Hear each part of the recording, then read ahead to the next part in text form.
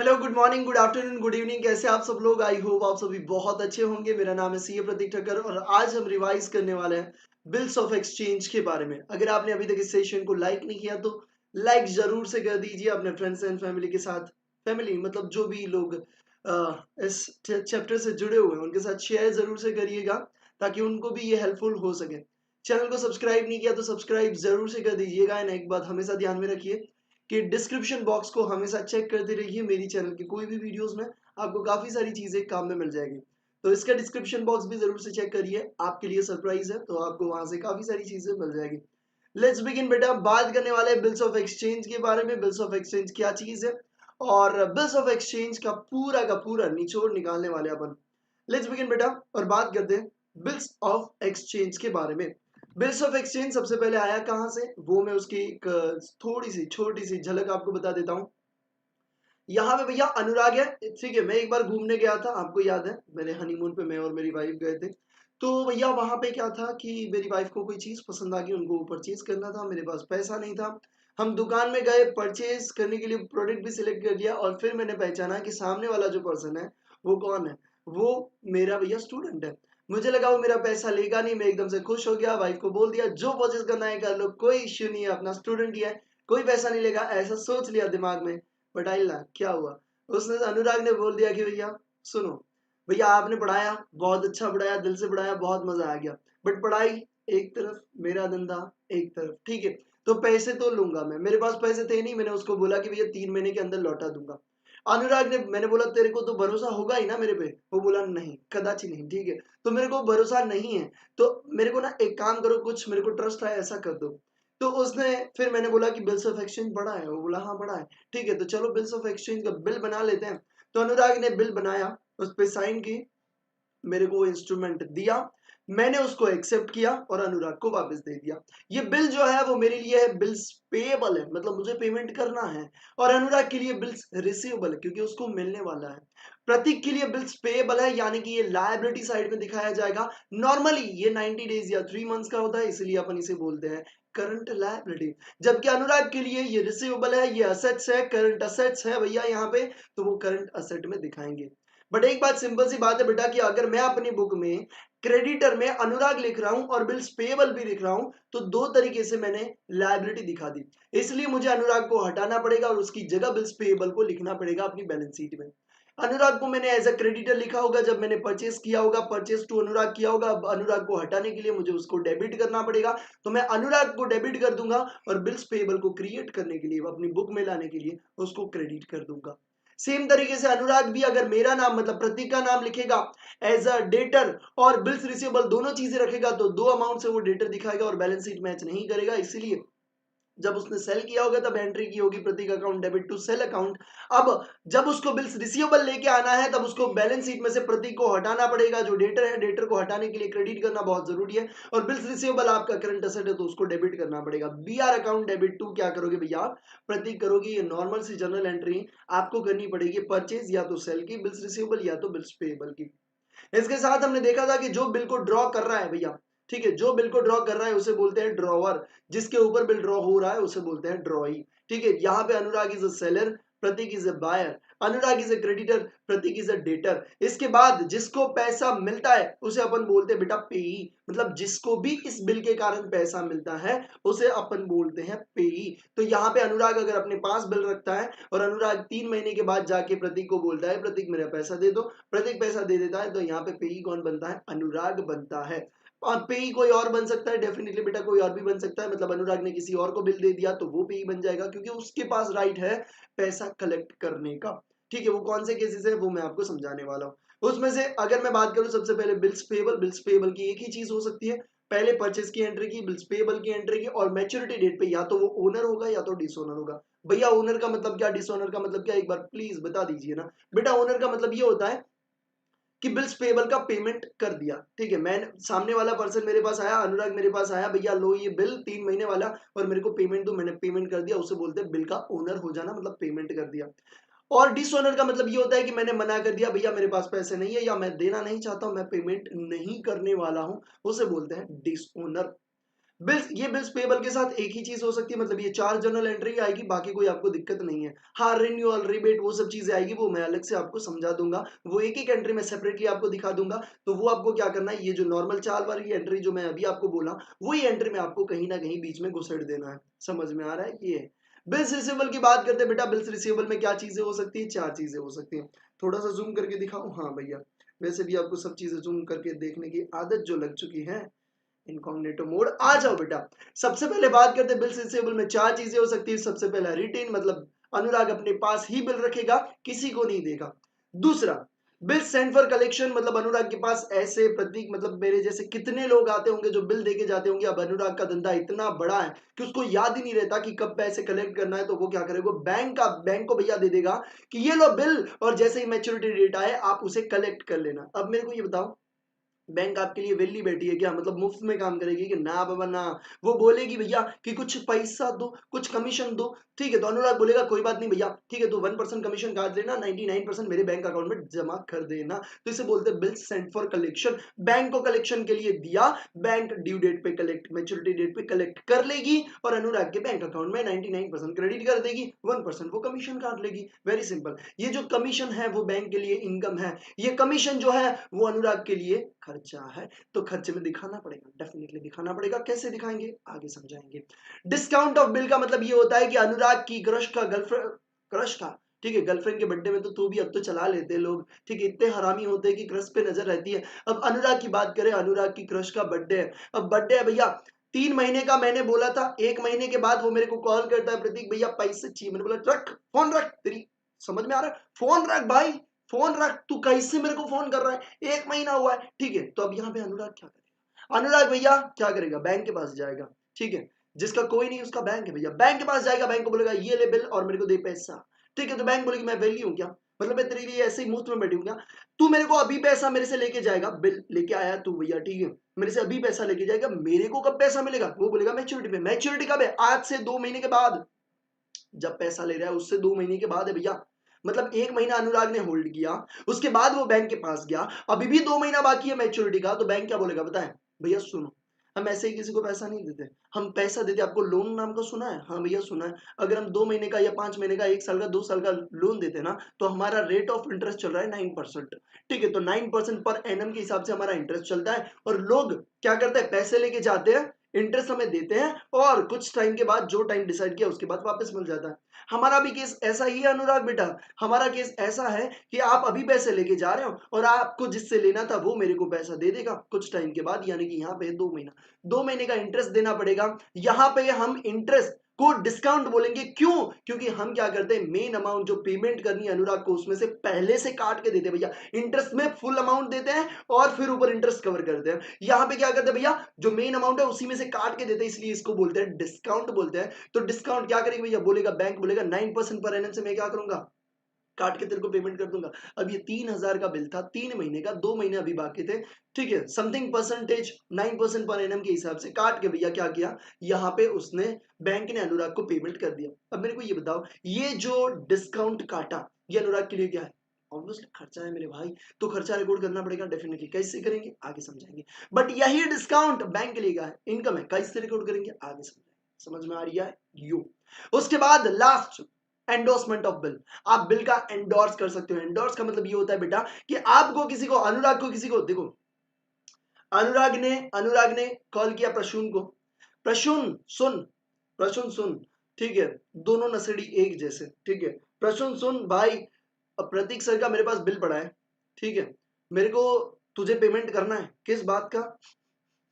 हाँ वो दिया था ना, हाँ उसी चीज का, ठीक है, तो अब मेरे को पेमेंट करना है, मेरे पास पैसा नहीं है, तू बिल रख, तू प्रतीक सर से जाके पैसा ले लेना भैया, ठीक है। तो ये अनुराग ने क्या किया, एंडोर्स किया, इसे बोलते हैं एंडोर्समेंट ऑफ बिल। मतलब अनुराग को किसी को पेमेंट करना है, तो उसने किसको दे दिया भैया, अगले पर्सन को दे दिया कि भाई तू मेरा जो डेटर है उससे जाके पैसा ले लेना। इसे बोलते हैं एंडोर्समेंट ऑफ द बिल। अब एंडोर्समेंट में सुनिएगा भैया, यहाँ पे जो एंडोर्स कर रहा है, जो भी क्रिया कर रहा होता है ना, उसके पीछे ईआर ओवर आप समझ लो, खबर पता है ना, एंडोर्सर बोलते हैं, इसे क्या बोलते हैं, एंडोर्सर। तो ये क्या हो गया, एंडोर्सी हो गया। अब मेरे को इस केस में बताओ, अनुराग क्रेडिटर है या डेटर है? भैया अनुराग डेटर है, तभी तो पेमेंट कर रहा है। तो इस केस में ग्रीन वाले में देखो, मैंने ब्लू वाला रिलेशन ब्लू से हाईलाइट किया है, तो आप ऐसा मत सोचना भैया हम तो आपके रिवीजन नोट देख रहे थे, पता ही नहीं चल रहा है, यहाँ पे क्रेडिटर लिखा है, डेटर लिखा, कुछ समझ में नहीं आ रहा भैया, ठीक है, कुछ भी दिक्कत मतलब समझ में ही नहीं आ रहा। ये तो ऐसा लग रहा है जैसे मेरी गर्लफ्रेंड की बातें हैं। अरे मेरे भाई यहाँ पे ब्लू वाला क्या है, ब्लू वाला अलग ट्रांजेक्शन है, ग्रीन वाला एंडोर्समेंट वाला है, ठीक है। तो समझने के लिए पहले अच्छे से देखो, ठीक है।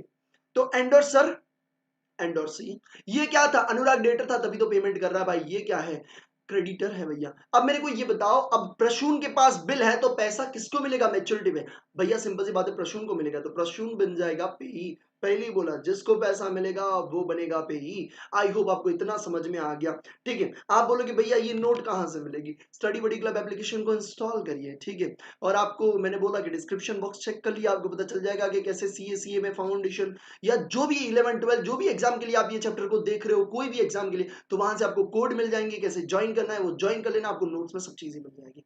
तो चलिए भैया, ये आई होप आपको समझ में आ गया होगा। Let's go. अब बात करते हैं, ये तो मैंने बता दिया, वैसे देखो मैंने हिंदी में लिखा है, देखो सिंपल सी बात ये होती है, समझ में आना चाहिए, ठीक है, समझ में आना चाहिए। लिखो कौन सी लैंग्वेज में कोई फर्क नहीं पड़ता, आप अपनी नेटिव लैंग्वेज में लिख सकते हो भैया, मराठी में लिखो, गुजराती में लिखो, ठीक है, जिसमें लिखना है लिखो भैया। ड्रॉवर कौन होता है, जिसने बिल ड्रॉ किया। ड्रॉई कौन होता है, जिसके ऊपर बिल ड्रॉ किया। पी, जिसको पैसा मिलेगा भैया। एंडोर्सर, जिसने एंडोर्स किया। एंडोर्सी, जिसके, जिसको एंडोर्स किया, मतलब जिसको जिसको दिया भैया बिल। समझ में आ रही है, नो दिक्कत। अब रिलेशनशिप के बारे में बात करते हैं। आपकी और आपकी क्रश की बात तो हो ही नहीं रही है भैया, ठीक है, क्योंकि आपको तो भाव मिल नहीं रहा है। तो अब सुनो बेटा, यहाँ पे मैं रिलेशन की बात कर रहा हूँ। अगर आपको ऐसा कोई सिचुएशन देते हैं और फिर आपको बोलता है कि यहाँ पे डेटर और क्रेडिटर रिलेशन या क्रेडिटर डेटर रिलेशन हमें बताइए। अगर आपको ऐसा पूछा जाता है ट्रू फॉल्स में या तो एमसीक्यू में या कहीं पे भी, तो आपको ये चीज ध्यान में रखनी है कि जो नाम पहले बोला उसका रिलेशन पहले लिखने का।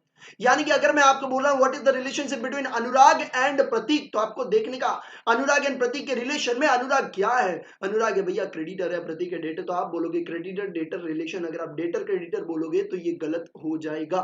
समझ में आया मैं क्या बोल रहा हूं। अनुराग एंड प्रतीक बोला तो पहले अनुराग का रिलेशन लेने का। अनुराग क्या है भैया, क्रेडिटर है। प्रतीक क्या है, डेटर है, तो क्रेडिटर एंड डेटर रिलेशन। अगर मैं आपको पूछता हूं what is relationship between Prasoon and Anurag, तो आप पहले प्रसून का देखोगे। प्रसून इज अ क्रेडिटर और अनुराग इज अ डेटर। प्रसून के लिए क्या है, डेटर है। प्रसून के लिए क्या है भैया, डेटर है, तो creditor and debtor relation. I hope आपको दिमाग में घुस रहा है, ठीक है।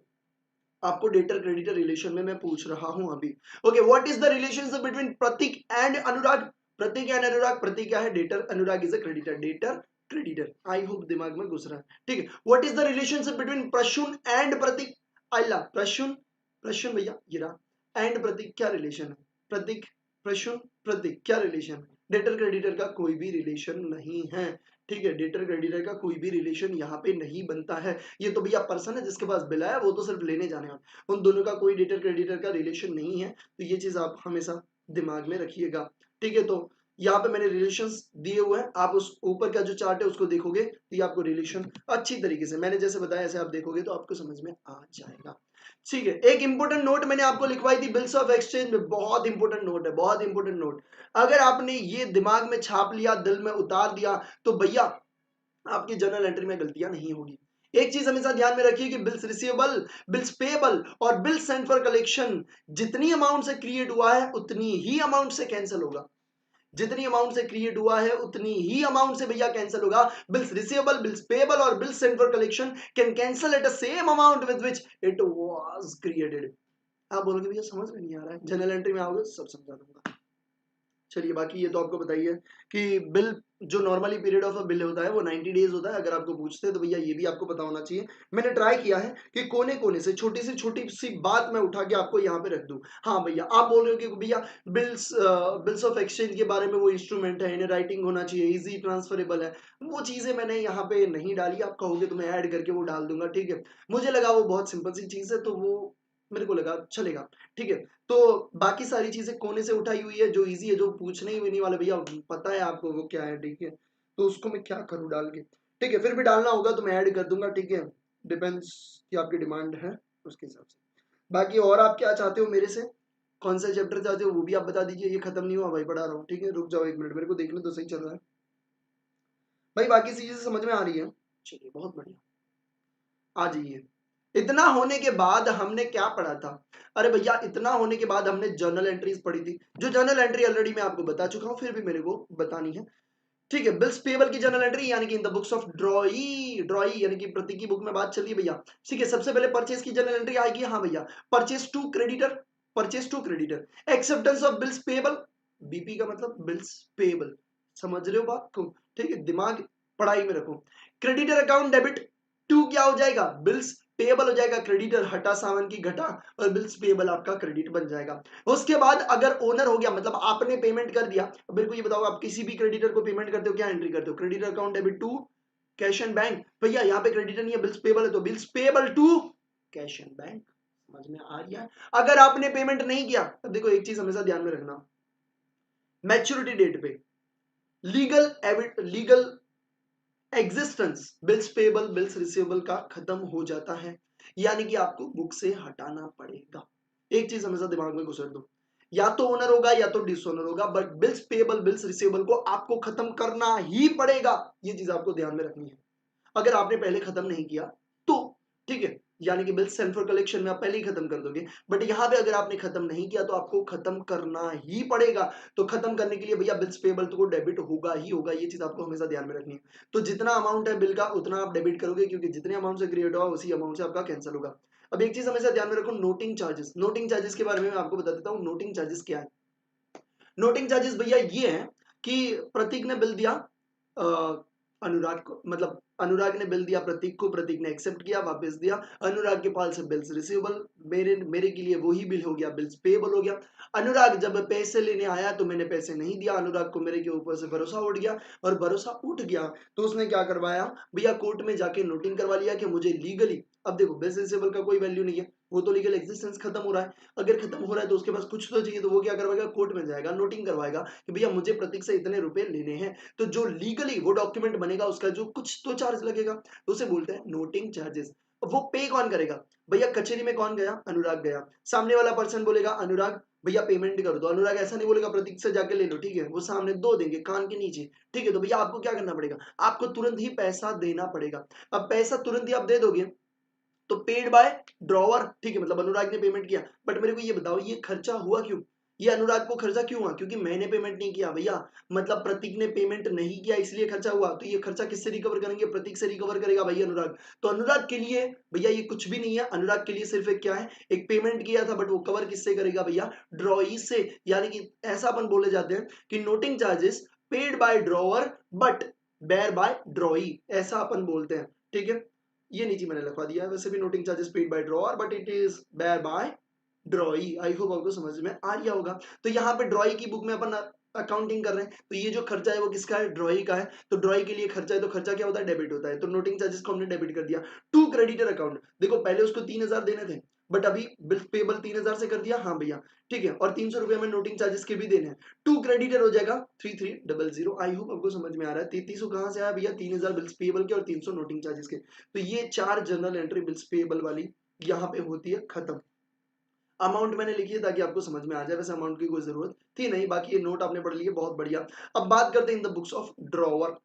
ठीक है, in the books of drawer, drawer की बुक में भैया आपको जर्नल एंट्री क्या क्या चीजें करनी है, कैसे कैसे करनी है, वो मैं आपको समझा देता हूँ। बहुत इजी है, एकदम से तगड़े वाली, बहुत मजा आने वाला है। ड्रॉवर की बुक में सबसे पहले सेल की जर्नल एंट्री करेंगे, दूसरी अपन करेंगे बिल्स रिसीवेबल की। सेल की journal entry debtor to sale हो जाएगा भैया, ठीक है, और बिल्स रिसीवेबल की क्या होगी? Bills receivable to debtor, debtor को हटा सावन की घटा, बिल्स रिसीवेबल को क्रिएट करना पड़ेगा। अब आप क्या कर सकते हो, चार किस कर सकते हो, चार केसेस हो सकते हैं, मतलब ठीक है, बिल्स रिसीवेबल के साथ क्या हो सकता है? चार केसेस हो सकता है। ओके, वो चार केसेस कौन सी है आज हम समझा देते हैं भाई। सबसे पहला रिटेन लिख लेते हैं, ठीक है। अब देखो, आप बिल अपने पास रखोगे तो उसकी जनरल एंट्री में से भी ऊपर होगी भैया, आपने सेल किया, बीआर आपको मिल गया, बात खत्म। अब ये दो चीजें होगी, या तो ओनर होगा या तो डिसओनर होगा, ठीक है।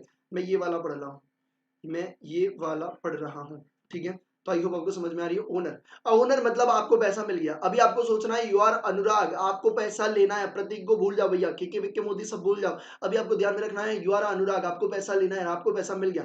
अगर आपको पैसा मिल गया तो डेटर का अकाउंट हटाना पड़ेगा, cash and bank to debtor करते थे, बट अब डेटर नहीं बिल्स रिसीवेबल है, तो cash and bank to bills receivable हो जाएगा, बात एकदम से खत्म।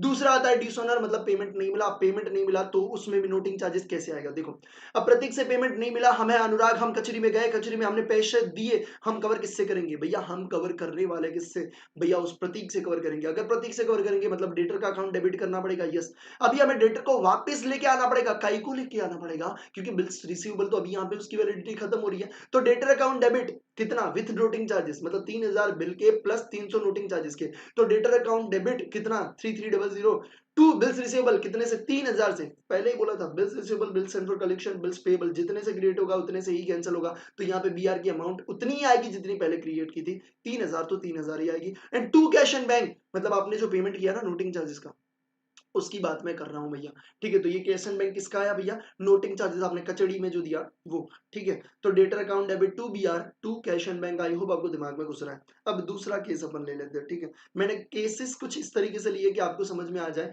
ठीक है। मैंने देखो रिटेन के बाजू में मैंने बिल सेंड फॉर कलेक्शन, दोनों की जर्नल एंट्री लगभग सेम है। और वही चीज अगर आप देखोगे ना यहाँ पे endorsement and discounted with bill, तो दोनों की एंट्री लगभग आपको सेम मिलेगी। तो मैंने इसी तरीके से अरेंज करके लिया है कि जब आप पढ़ो तो आपको इजीली समझ में आ जाए, ठीक है। वैसे भी आप इतने होशियार स्टूडेंट हो भैया कि आपको बताने की जरूरत है नहीं। आ जाओ बिल सेंड फॉर कलेक्शन की बात करते हैं। देखो बिल सेंड फॉर कलेक्शन का मतलब ये होता है बैंक को देते भैया रख तू, और बिल को कलेक्ट कर और मेरे को पैसा दे। वो क्या करेगा, थोड़ा सा कमीशन काटेगा, कोई बात नहीं, हम रेडी हो उसके लिए। हमने उसको बिल्स दे दिए। अब जब वो चली गई, मतलब बिल्स रिसीवेबल जब चला गया, तो अब हमारे पास तो बिल्स रिसीवेबल है नहीं, तो बिल्स रिसीवेबल को तो हम रख नहीं सकते, बट उसके लिए हम एक टेम्पररी अकाउंट बनाएंगे, उसको बोलेंगे बिल्स सेंड फॉर कलेक्शन, मतलब हमने कितने बिल कलेक्शन के लिए सेंड किए हैं। तो उसका अकाउंट क्या करेंगे, डेबिट करेंगे, उसको अपन बिल्स रिसीवेबल से रिप्लेस करेंगे, यानी कि bill send for collection account debit, और बीआर को यहाँ पे हटा, सावन की घटा, ठीक है। तो bill send for collection account debit to BR account, तो बीआर यहाँ पे हट गया। अब होता है ओनर, मतलब जिसने आपने बैंक को दिया कि भाई तू मेरे बिहाफ पे कलेक्ट करके आ, ठीक है। डिस्काउंट और ये दोनों चीजें अलग है भैया। यहाँ पे आपको पैसा इमीडिएटली नहीं मिल रहा, जब मैच्योरिटी होगा तभी मिलेगा, तब बैंक जाएगा कलेक्ट करेगा और आपको दे देगा। तो यहाँ पे क्या आएगा, कमीशन आएगा। और डिस्काउंट में क्या होता है, बैंक आपको तुरंत पैसा दे देती है भैया, दोनों का डिफरेंस समझना। बैंक आपको तुरंत पैसा दे देती है और वो मैच्योरिटी पे वो अपने रिस्क पे क्या करेगी भैया, कलेक्ट करने जाएगी, ठीक है। तो यहाँ पे आपको क्या होता है, तुरंत पैसा नहीं मिलता, मैच्योरिटी पे ही मिलता है, इसलिए यहाँ पे इंटरेस्ट नहीं आता, यहाँ पे कमीशन आता है। तो बैंक क्या करेगी, अगर पेमेंट मिल गया आपको, अगर पेमेंट मिल गया, 100 रुपए का बिल था, 1 रुपए वो कमीशन काटेगा, तो बैंक में कितने आएंगे, 99, बैंक अकाउंट डेबिट 99। कमीशन आपका खर्चा है, तो कमीशन अकाउंट डेबिट कितना, 1 रुपए। To bill send for collection कितना, 100 भैया, जितने से बिल सेंड फॉर कलेक्शन बना था उतने से ही क्या होगा भैया, आपका कैंसिल होगा। आई होप आपको समझ में आ रहा है, वो लाइन आपको याद में रखनी है। दूसरा होता है भैया डिसोनर। डिसोनर मतलब ऐसा बोल सकते हैं कि भैया बैंक मैच्योरिटी डेट पे बैंक भैया गई, बैंक वहां पे भाई गई, बट प्रतीक ने सामने से भैया पेमेंट करने को मना कर दिया। बैंक ने बोला मेरे को दे, बट प्रतीक ने बोला मैं नहीं दूंगा, ठीक है। तो बैंक वैसे ही वापस आ गई। अब बैंक ने क्या किया भैया, बैंक बोल रही है भैया आपका पैसा नहीं मिला है, ठीक है। अब नहीं मिला है तो कमीशन भी कायका देंगे, ठीक है, तो कमीशन नहीं आएगा।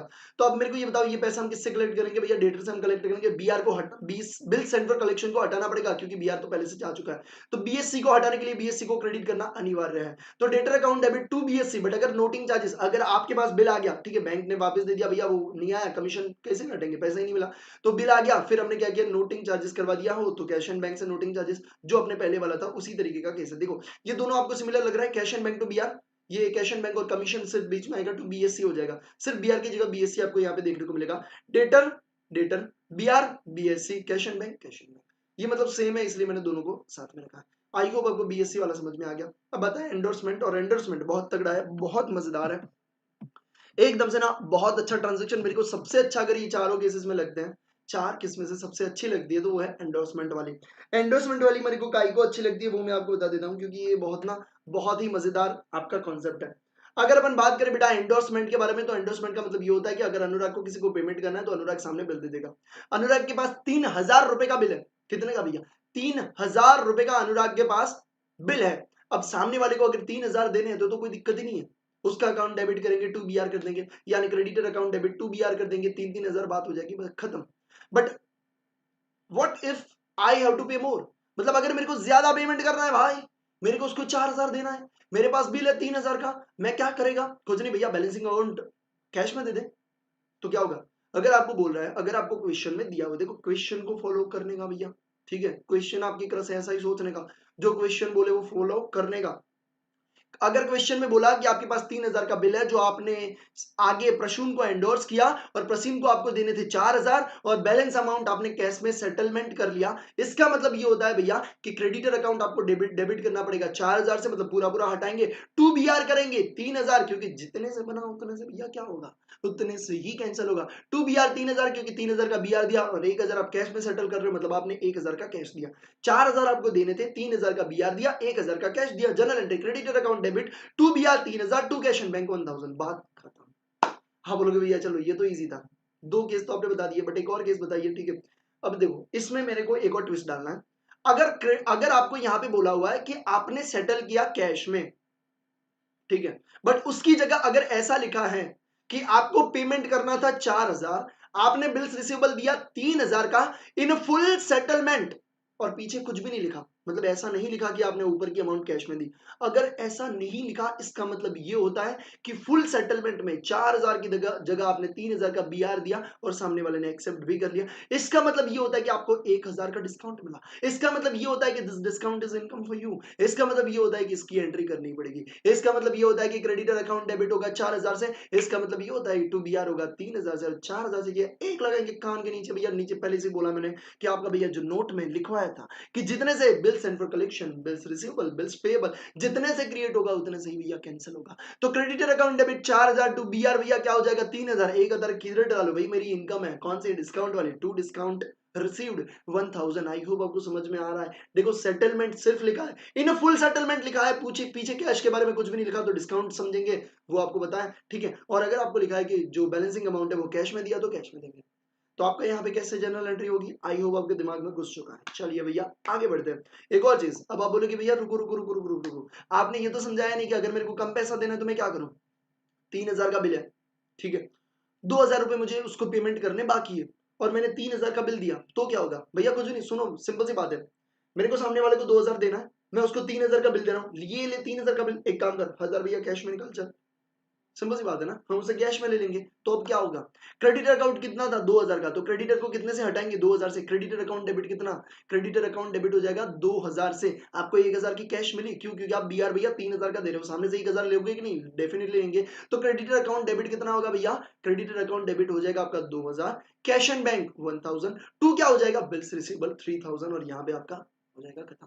आप बोलेगे भैया आपने फुल सेटलमेंट ऐसा लिखा होगा तो, अरे मेरे भाई आपको किसी को 2,000 देने हैं, क्या फुल सेटलमेंट में 3,000 दोगे क्या,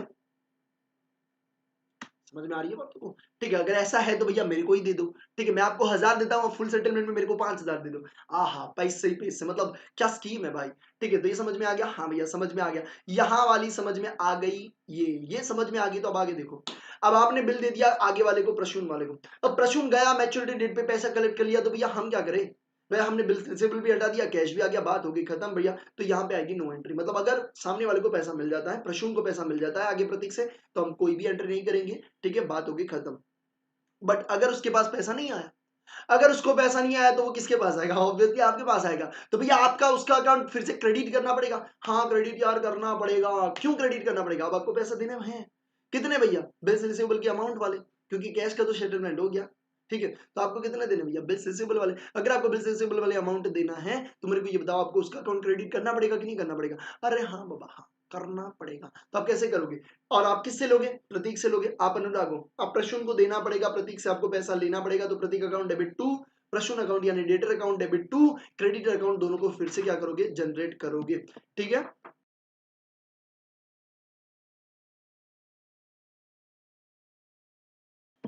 ओके तो आपको समझ में आ गया, डेटर अकाउंट को डेबिट करना है, क्रेडिटर अकाउंट को क्रेडिट करना है। बट यहाँ पे एक और चीज ध्यान में रखना, अगर प्रसून को ऐसा लगा कि भैया ये ना पैसा शायद ना दे, या उसने अगर नोटिंग करवा लिया, तो प्रसून ने इस बार पेमेंट किया होगा, तो प्रसून आपको बोलेगा भैया आपको नोटिंग चार्जेस के साथ मेरे को पैसा देना पड़ेगा। ये नोटिंग चार्जेस हम किससे कवर करेंगे, प्रतीक से कवर करेंगे, इफ यू आर अनुराग। तो भैया यहाँ पे क्या होगा, प्रतीक अकाउंट डेबिट टू क्या हो जाएगा आपका प्रसून अकाउंट, यानी कि debtor account debit to creditor account with noting charges वाली अमाउंट आएगी। तो ये समझ में आई, ये कहां से आई, ठीक है, बहुत बढ़िया। चलिए भैया आगे बढ़ते हैं, अगर ये आपको समझ में आ गई तो अभी बात करते हैं, डिस्कस करते हैं फोर्थ वाली। चलिए तो फोर्थ वाली जर्नल एंट्री में आपने को क्या दिया, डिस्काउंटेड विद बैंक। तो फोर्थ केसेस जो है, ये वाली जो है, ये वाली केस जो है वो आपको अच्छी तरीके से समझ में आ जाएगी, बहुत ईजी है। अगर एंडोर्समेंट वाला थोड़ा बहुत ऐसा है, बट ये बहुत मजेदार है क्योंकि यहाँ पे अगर घुमाएंगे तो जिनको कॉन्सेप्चुअली समझ में आएगा वही समझ पाएंगे, बाकी वाले यहाँ पे भैया किलो किलो से मिट्टी खा के आएंगे। अब डिस्काउंटेड विद बैंक की बात करते हैं। डिस्काउंटेड बैंक में क्या होता है, बैंक अकाउंट भैया देखो सिंपल सी बात है, आप बैंक के पास गए, बैंक को बोला अल्लाह मेरे को पैसा दे, मेरी गर्लफ्रेंड का बर्थडे, मेरे को पैसा दे, मेरे को पैसा दे, तो बैंक बोलेगी हाँ भैया लेके जा, चल निकल, 3,000 का बिल है, 100 रुपए तेरा क्या काटूंगी भैया, इंटरेस्ट काटूंगी, ठीक है। तो डिस्काउंट क्या, इंटरेस्ट की बात चल मतलब डिस्काउंट की बात चल रही है भैया, ठीक है, कुछ भी मतलब बैंक अकाउंट डेबिट हो जाएगा भैया कितना 2900, हमें मिला कितना 2900, डिस्काउंट हमारे लिए खर्चा है, तो discount account debit 100 rupees to B R गया काम से 3,000 से। अब देखो बैंक आगे गई, प्रतीक के पास गई, पैसा ले लिया, बात होगी खत्म भैया, हम क्यों जनरल एंट्री करें, कोई बात नहीं। बट अगर बैंक को पैसा नहीं मिला, अगर बैंक को पैसा नहीं मिला, अगर बैंक को पैसा नहीं मिला तो बैंक किसको पकड़ेगी, अपने को पकड़ेगी भाई, और हम किसको पकड़ेंगे, प्रतीक को पकड़ेंगे भाई, ला पैसा ला, ठीक है। तो हमें क्या करेंगे भैया, हमें बैंक अकाउंट को क्रेडिट करना पड़ेगा, तो हम क्या करेंगे, डेटर अकाउंट को डेबिट करेंगे, टू बैंक अकाउंट करेंगे विथ नोटिंग चार्जेस। अगर बैंक ने कोई नोटिंग चार्जेस करवाया है तो भैया वो नोटिंग चार्जेस भी हमें देना पड़ेगा, और हम किससे रिकवर करेंगे भैया, हम करेंगे प्रतीक से रिकवर करेंगे, समझ में आ रही है। इसलिए debtor account debit to bank account with noting charges. ये बैंक अकाउंट मतलब पैसा गया, वो बैंक वाला नहीं है भाई, ये बैंक का नाम, ठीक है, समझ में आया। और फिर आपको बोलेंगे जब आपने बैंक को पेमेंट किया तब आप एक्चुअल में उसका नाम से पेमेंट कर दोगे, ठीक है। तो इस तरीके से आपका क्या होगा भैया, इस तरीके से आपका जर्नल एंट्री होगा। अगर कुछ नहीं बोला सिर्फ बैंक अकाउंट लिखोगे भैया, दोनों में आपको समझ सकते हो, कोई दिक्कत नहीं है, ठीक है। आप पेमेंट किया ऐसे समझ, ठीक है। तो यहाँ पे आई होप आपको समझ में आ रहा है, बैंक का अकाउंट क्या होगा, क्रेडिट होगा। तो ये 4 केसेस थे, बट इस 4 केसेस में से एक बार आपको देखना है तो देख लीजिए भैया। इस तरीके से अपन ने अभी तक पढ़ा है, बिल्स पेएबल, बिल्स रिसीवेबल, ठीक है। इस तरीके से बनाने का मतलब एक ही है, मेरे को नहीं पता कौन सी बुक में कैसे दिया है, मेरे को ये इजी लगता है कि भैया अगर सामने, मेरे सामने वाली खिड़की में ये चारों चार सामने देखो, 4 चीजें सामने दिखती है, चारों चार, आप एक एक के घर पे जाओगे, उसको मिलने जाओगे, ये it will be very hard to decide कि भैया कौन सी वाली अच्छी है, ठीक है। बट चारों चार सामने होगी, आपको सब चीजें एकदम सामने, समझ रहे हो बात को, तो समझ में आ जाएगी हाँ भैया ये डिफरेंस है, यहाँ यहाँ इसमें बेनिफिट है, यहाँ यहाँ यहाँ पे नुकसान है भैया, ठीक है। तो ये जब चीजें सामने होती है ना, इजी हो जाता है उसको अंडरस्टैंड करना, समझना, ठीक है। तो इसीलिए मैंने चारों चार को सामने खड़ी कर दी है, एंट्रीज को आप उसे देख लीजिए, ठीक है। ये थोड़ी आपको परेशान कर सकती है, बट मेरे को नहीं लगता, जब आपने मेरा सेशन अटेंड कर लिया है अब नहीं करेगी, वो मैं आपको गारंटी के साथ बोल सकता हूँ। चलिए भैया, अब डिस्काउंट वाली बात करते बेटा। अब डिस्काउंट होगा तो उसकी बैंक में की बुक में भी कोई जर्नल एंट्री होगी, हाँ भैया बैंक वाले भी जर्नल एंट्री करेंगे। अब देखो बैंक के बारे में बात करते हैं। अभी आपको क्या सोचने का, आप क्या हो, आप बैंक हो। अब आप क्या हो भैया, बैंक हो।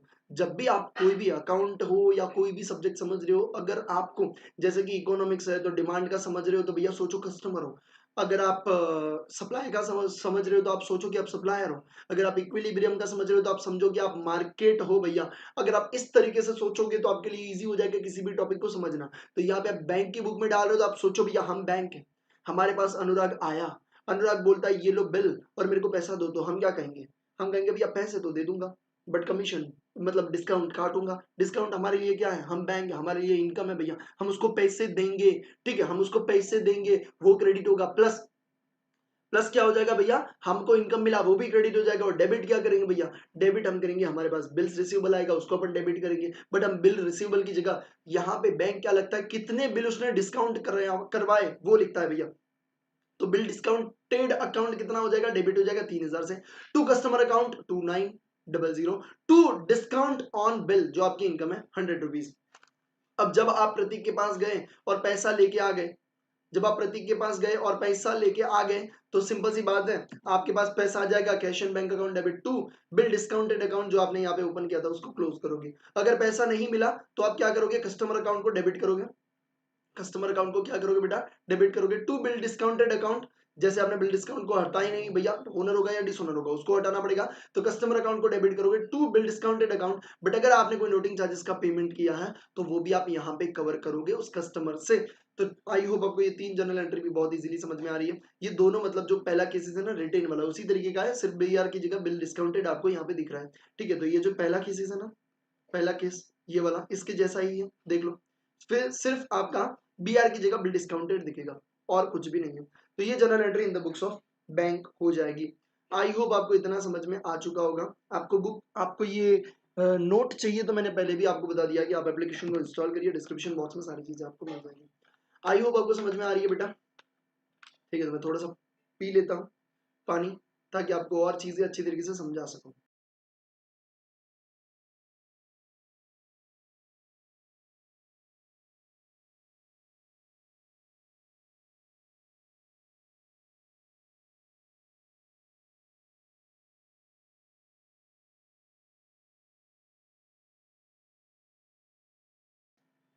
और भैया चीजें अच्छी लग रही है तो लाइक ठोकते जाइए, चैनल को सब्सक्राइब करते जाइए, प्ले स्टोर पे जाके 5 स्टार रेटिंग जरूर से दीजिए एक प्यारी सी कमेंट के साथ। मेरे को बहुत मोटिवेट करता है वो चीज देख के, आपकी कमेंट देख के मेरे को बहुत अच्छा लगता है। अब देखो डिस्काउंट कैसे कैलकुलेट करेंगे, जैसे अपन नॉर्मल इंटरेस्ट कैलकुलेट करते हैं ना बेटा, उसी तरीके का फॉर्मूला है।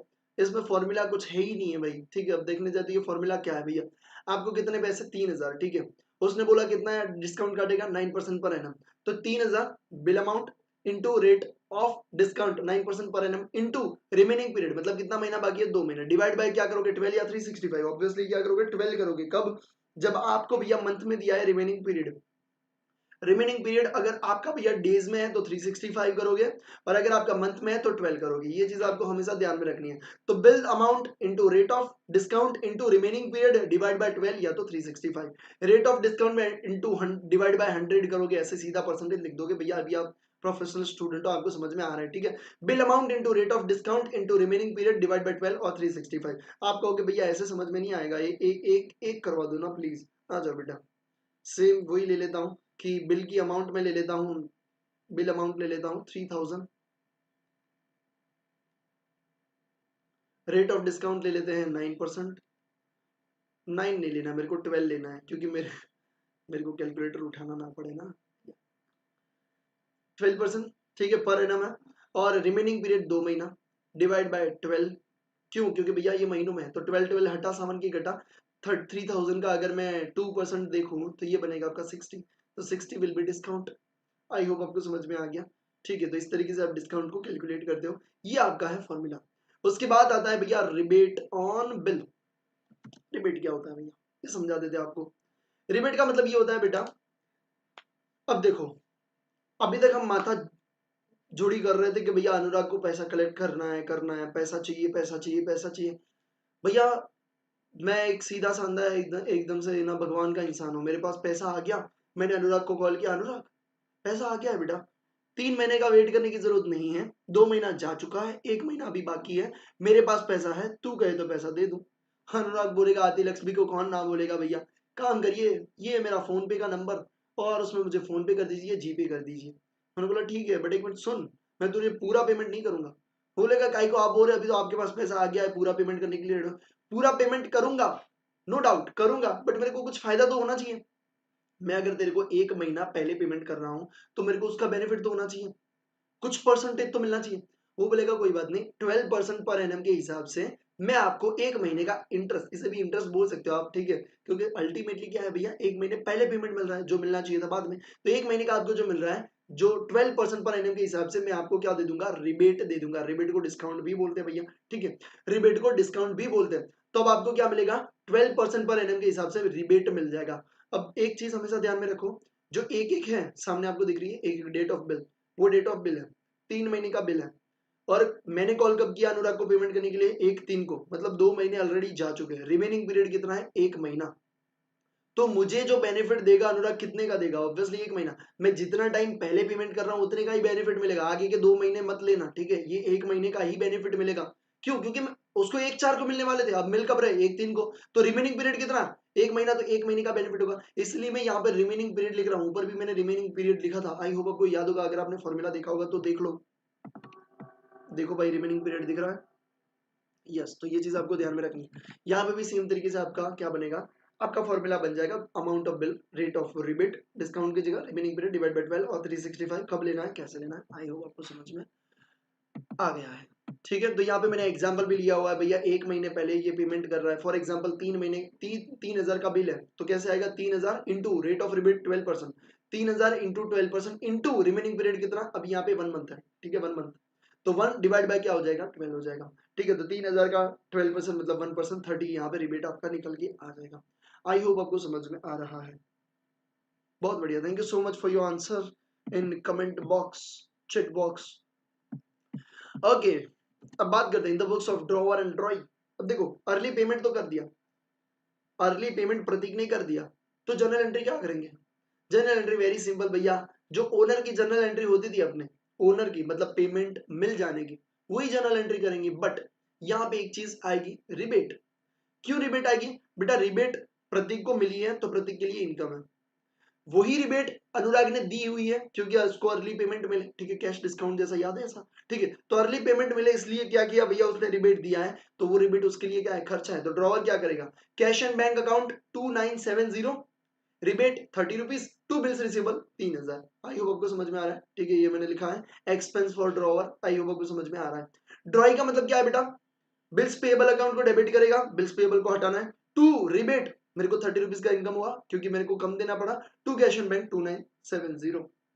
इस तरीके से होता है। वी कैन कॉल रिबेट और डिस्काउंट, दोनों आप बोल सकते हो। तो ये in the books of drawer and ड्रॉई में रिबेट की जर्नल एंट्री कैसे होती है वो भी मैंने आपको समझा दिया है। तो इतनी चीजें मैंने आपको समझा दी। अभी आगे बढ़ते बेटा, आ जाइए। अभी मेरे को आपको समझाना है ड्यू डेट। ड्यू डेट बहुत अच्छी तगड़ी तरीके से मैंने आपको डिटेल में समझाया हुआ था रेगुलर क्लासेस में।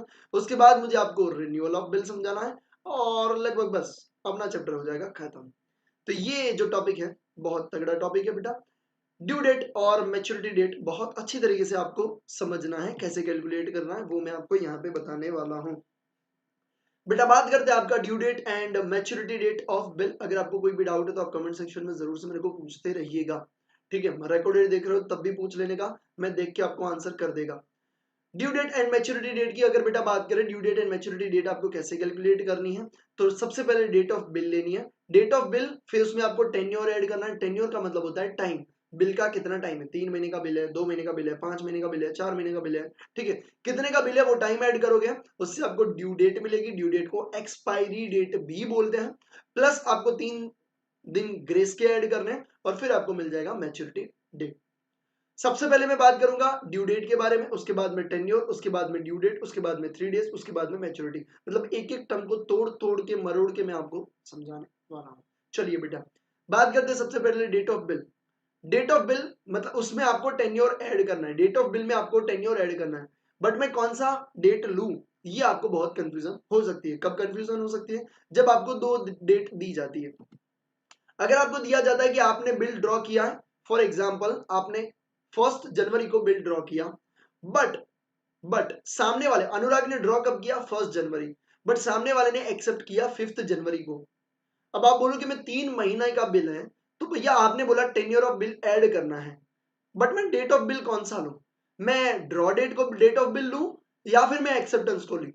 नॉर्मली जब कुछ भी नहीं लिखा होता, कुछ भी एग्जाम में नहीं लिखा या बिल पे कुछ भी नहीं लिखा, उसका मतलब ये होता है कि आपको ड्रॉ डेट से लेना है, यानी कि 1 जनवरी से आपको 3 महीने को ऐड करना है। अगर आपको बिल के ऊपर या एग्जाम में आपको लिखा हुआ है ऐड दिस मंथ और दिस डेज, तो भी आपको समझ जाना है कि आपको ड्रॉ डेट में ऐड करना है। कुछ भी नहीं लिखा, सिर्फ इतना लिखा कि ऐड दिस डेज और दिस मंथ, ठीक है। अगर आपको बिल में या एग्जाम में ऐसा लिखा हुआ है कि 3 months after date, 3 months after date, अगर ऐसा लिखा है तो आपको ध्यान में रखने का कि आपको ड्रॉ डेट में ही ऐड करना है। यानी कि अगर ये 3 चीजें लिखी हुई है, कौन सी चीजें, कुछ नहीं लिखा या सिर्फ add this days this month लिखा है या लिखा है आफ्टर डेट, तो आपको ड्रॉ डेट में ऐड करने का। आफ्टर डेट ड्रॉ डेट में आएगा। आफ्टर डेट मतलब after draw date, after date मतलब आफ्टर ड्रॉ डेट। फिर से बोल रहा हूं, आफ्टर डेट मतलब आफ्टर ड्रॉ डेट। आप बोल रहे भैया इतना क्यों बोल रहे हो, इतना इसलिए बोल रहा हूं कि यहाँ पे 2 आफ्टर वाले हैं, तो यहाँ पे 2 आफ्टर वाले, यहाँ पे आफ्टर मत लिखना, ठीक है। मतलब ये आफ्टर वाला एक्सेप्टेंस में मत जाना, मतलब ये आफ्टर आफ्टर में ये आफ्टर जोड़ोगे तो सामने वाले का लाफ्टर हो जाएगा भैया, आपका मार्क्स चला जाएगा। तो ये चीज ध्यान में रखना। आफ्टर डेट का मतलब होता है आफ्टर ड्रॉ डेट। तो अगर आपको एग्जाम में या बिल में ऐसा लिखा हुआ है कुछ ये 3 चीजें दिखती है, तो आपको ड्रॉ डेट में ऐड करने की, यानी कि 1 जनवरी में 3 महीना ऐड करोगे। सिंपल सी बात, ठीक है भैया। और ये चीज बेटा कि 5 जनवरी आपको कब लेना है, मतलब 5 जनवरी में आप 3 महीना कब ऐड करोगे, जब आपके एग्जाम में आपके बिल में लिखा हुआ है आफ्टर साइट। साइट का मतलब होता है देखना, ठीक है। आफ्टर साइट का मतलब क्या, साइट का मतलब होता है देखना। आपने मतलब सामने वाले ने, प्रतीक ने जब बिल देखा, एक्सेप्ट किया, तब से लेके क्या भैया 3 महीने, ठीक है। तो उसने भैया 1 जनवरी को बिल ड्रॉ कर दिया, बट मेरे को तो 5 दिन के बाद मिला ना, तो मेरे को तो 3 महीना वहीं से नहीं मिलना चाहिए। तो अगर आफ्टर साइट लिखा है तो आपको एक्सेप्टेंस डेट से ऐड करने हैं 3 महीने, यानी 3 महीने मतलब जो भी टेन्योर है वो। आफ्टर एक्सेप्टेंस तो सिंपल सी बात है, जब एक्सेप्ट किया उसके बाद, ये तो नाम से ही पता चल रहा है after acceptance. After acceptance and after site में क्या होगा, एक्सेप्टेंस से डेट से लेंगे, और आफ्टर डेट में भैया या कुछ नहीं बोला तो ड्रॉ डेट से लेंगे। तो ये चीज आपको याद रखनी बहुत जरूरी है, इसलिए मैंने शॉर्ट फॉर्म में इस तरीके से लिखवा दी है। देखो मैंने आफ्टर डेट में ब्लू भी किया है, ब्लू मतलब आपको समझ में आना चाहिए भैया, ये स्टार किया है, दिमाग में रखना बहुत जरूरी है। इसके बाद हम बात करते हैं बेटा टेन्योर ऑफ बिल। भैया हमें ये सिखाइए ना कि टेन्योर ऑफ बिल कैसे ऐड करते हैं। टेन्योर ऑफ बिल को ऐड करने का बहुत सिंपल सा तरीका है, जो भी आपको डेट लेनी है पहले आपको डिसाइड कर लो, ड्रॉ डेट लेनी है, एक्सेप्टेंस डेट लेनी है। फॉर एग्जाम्पल आपने डिसाइड कर लिया कि आपको एक डेट लेनी है, दैट इज ड्रॉ डेट 1 जनवरी 2025। अब आपको पता चला कि इसमें आपको जो बिल ड्रॉ किया गया है वो 35 डेज के लिए, ठीक है, 35 डेज के लिए। अगर डेज है तो डेज में ऐड करो, अगर मंथ है तो मंथ में ऐड करो, ठीक है। तो यहाँ पे डे कौन सा है, ये वाला डेज है, तो उसमें मुझे 35 ऐड करने के, हाँ 35 ऐड कर दो। आप बोलोगे 36 जनवरी, भैया क्या मतलब नशे करके आए हो। सुनो बेटा सुनो, सिंपली सोचने का, कौन सा महीना है, जनवरी का महीना है, हाँ भैया है। कितने दिन है आपके पास, भैया 35 डेज बिल की डे है, तो मुझे ड्यू डेट में कैसे निकालो भैया, सिंपल सी बात है। आपको ये सोचने का जो महीना है उसमें कितने दिन है, उसमें टोटल भैया दिन है 31 डे है। कौन सी डेट पे आपको दिया और कौन सी डेट आपने डिसाइड की, फर्स्ट वाली, तो उसको फर्स्ट को निकालने का कितने दिन बचे 30, तो आप 30 कहाँ पे ऐड करोगे, जनवरी में ऐड करोगे। और 30 आपने ऐड कर लिया, 35 में से अब कितने बचे 5, तो आपको 5, अब ये मंथ बदल जाएगा, हाँ भैया कौन सा आएगा, फरवरी 2025। ये समझ में आ गया, तो ये आपका क्या बन जाएगा, ड्यू डेट बन जाएगा। इसमें आपको 3 दिन ग्रेस के ऐड करने, तो क्या बन जाएगा 8 फरवरी 2025। आई होप आपको समझ में आ गया होगा, ये आपका बन जाएगा एमडी यानी कि मैच्योरिटी डेट। इस तरीके से आपको निकालने का, मतलब डे में दिया है तो डे में ऐड करने का। कैसे ऐड करोगे भैया, आप बोलोगे सर पहली डेट लू ना लू, ऐसा नहीं सोचने का, सिंपल सा सोचने का भैया, टोटल कितने दिन होते हैं उसको सोचो, और जो डेट आपको दी है उसको हटाओ, उसको माइनस कर दो, और जितने आपके पास बचते हैं उतने आपको एडजस्ट करने के। फॉर एग्जाम्पल अगर मैं बात करूं ये जनवरी में, ये फर्स्ट डेट की जगह आपको यहाँ पे दिया होता 12, मेरे को ये बताओ कितने दिन होते हैं 31, 31 में से कितने माइनस करेंगे 12, अब कितने बचे 19, 19 बचे, तो 19 हम इधर एडजस्ट करेंगे, तो ये महीना हो जाएगा खत्म। और 35 में से 19 हटाओगे तो आपके पास बचते 16, तो यहाँ पे आ जाएंगे 16 फरवरी, 3 दिन ऐड करेंगे 19 फरवरी। डेज को कैसे एडजस्ट करना है वो मैंने आपको सिखा दिया। बट अगर आपको यहाँ पे बेटा मंथ में दिया होता तो आप क्या करते, मंथ में दिया होता तो मंथ में ऐड करो, उससे इजी तो कुछ हो ही नहीं सकता, ठीक है। मतलब 1 जनवरी 2025 आपको बोला है 2 महीना, तो महीना कौन सा है ये वाला, इसमें 2 ऐड करो, क्या हो जाएगा 1 3 2025, बहुत ईजी। और इसमें आप क्या करोगे भैया, इसमें आप 3 दिन ग्रेस का ऐड करोगे, ये डेज मंथ में मत डालना, ठीक है, ये डेज डेज में ही ऐड होते हैं, तो कौन सी हो जाएगी 4 3 2025, तो ये आपका कैसे हो गया, मंथ का हो गया। अब आप बोलोगे भैया ये 3 दिन कहाँ से आ गए, मतलब काय को 3 दिन, देखो 3 दिन इसलिए दिए जाते हैं कि हम सामने वाले को अपॉर्चुनिटी देते हैं कि भैया मैच्योरिटी आ चुकी है, अब 3 दिन तेरे को मिल रहा है, अब पेमेंट कर देना। जैसे कि आप रेंट एग्रीमेंट करते हो तो उसमें लिखा होता है कि पहले 1 से 5 तारीख तक में रेंट दे देना पड़ेगा, वो क्या है ग्रेस डेज है। यहाँ पे बिल में 3 दिन होते हैं, वहां पे 5 दिन या 7 दिन या 10 दिन होते हैं। सैलरी क्या होती है, सैलरी 7 दिन में मिलती है, वो क्या है 7 दिन ग्रेस डेज है, कि 1 से 7 के बीच में आपको सैलरी मिल जाएगी, एग्रीमेंट में लिखा होता है।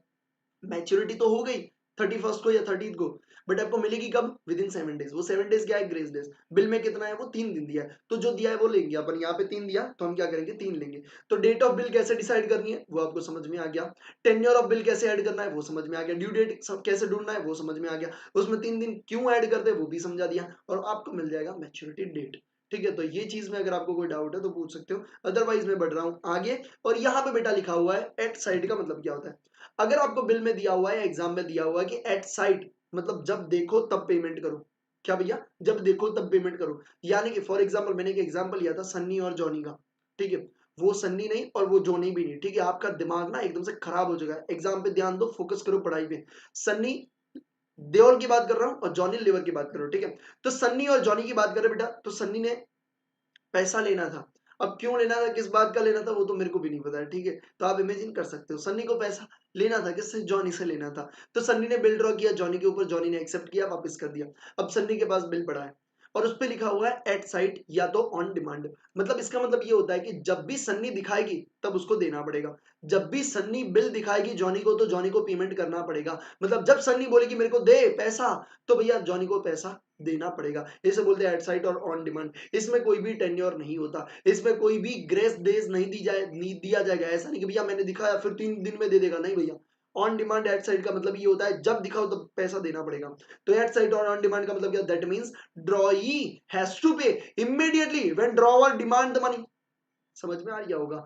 There is no tenure and no grace days. तो मैंने भैया पूरा डिटेल में आपको यहाँ पे समझाया हुआ है हर चीज को। इफ मैच्योरिटी डेज, अब ये देखो ये ना ये पढ़ना बहुत अच्छा है, बहुत मजेदार है। ये आप बोलोगे भैया मतलब एक समय दिल खुश कर दिया मेरा। अगर आपकी मैच्योरिटी डेट, अगर आपकी मैच्योरिटी डेट पब्लिक हॉलिडे या नेशनल हॉलिडे पे आ रही है, then MD shall be preceding business day. भैया प्रीसीडिंग मतलब previous business day. Business day जब बिजनेस आपका चालू होता है, मतलब आपका नहीं, मतलब नॉर्मली जो बिजनेस डेज होते हैं उसकी बात कर रहे हैं। ओके, अभी यहाँ पे अगर बेटा मैं बात करूं, यानी कि अगर संडे आ रहा है, आपको 12 फरवरी को पेमेंट करना था, बट 12 फरवरी को Sunday, public holiday national holiday आपको पहले से पता होता है, हाँ भैया पता होता है, तो ये आपका कर्तव्य है कि आप एक दिन पहले पेमेंट कर दें। आप बहानेबाजी नहीं कर सकते कि मेरे को तो पता नहीं था, आइला संडे आने वाला है, ठीक है मेरे को तो पता ही नहीं था। भैया नहीं कर सकते आप, आपको पेमेंट करना पड़ेगा।